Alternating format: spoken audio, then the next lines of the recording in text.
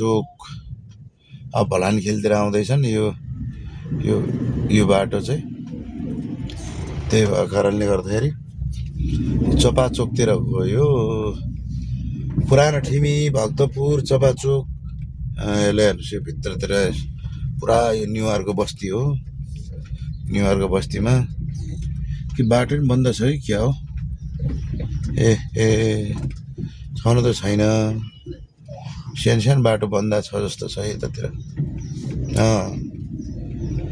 Hello guys, यो चाहिँ बाटो छ यतातिरको दृश्यहरू हेर्नु होला सबैजनाले। एकदम यता घर बनाउनु लाग्यो जस्तो बाटोमा इँटा बाल्ला ओह्रालेर हेर्नुहोस् त।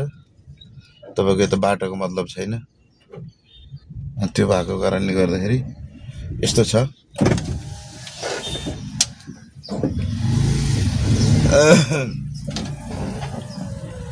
यो चपाचोक बिहानको चाहिँ यता जात्रा लाग्ने रहेछ। जात्रा जस्तै अब यो बिहान तरकारी किन्ने लुगा किन्ने बजारहरूमा हेर्नुहोस् यतातिर पुरै जात्रा छन्। जात्रा ए आमै छोड्नुहोस् त।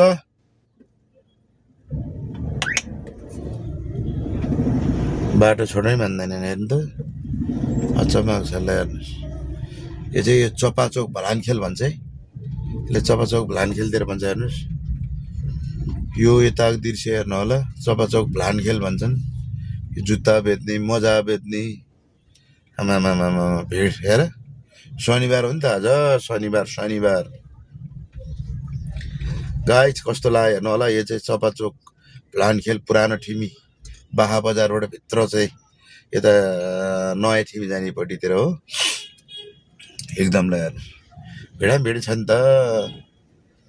हटाउ साथीहरू, हटाउ अहिले साइडमा बस्नु न यार। राम राम राम राम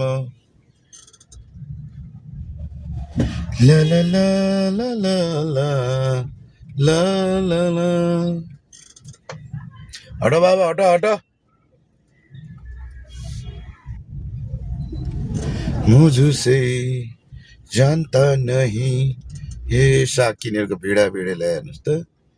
बाटो पनि सब खनेर बिगारेछन् है। ल हेर्नु यतातिर। अब यो चाहिँ बिहान मोर्निङ भन्नु पर्यो होइन। चाहिँ बिहान चाहिँ एक्सर्साइज गर्ने, तरकारी सरकारी किन्ने। यो चपाचोक भलानखेल चोक भन्छ। हेर्नुहोस् मजाले कोही फोन बेचिरहे, कोही चाहिँ अब तरकारी बेचिरहेको छ, कोही लुगा बेचिरहेको छ। त्यही हो,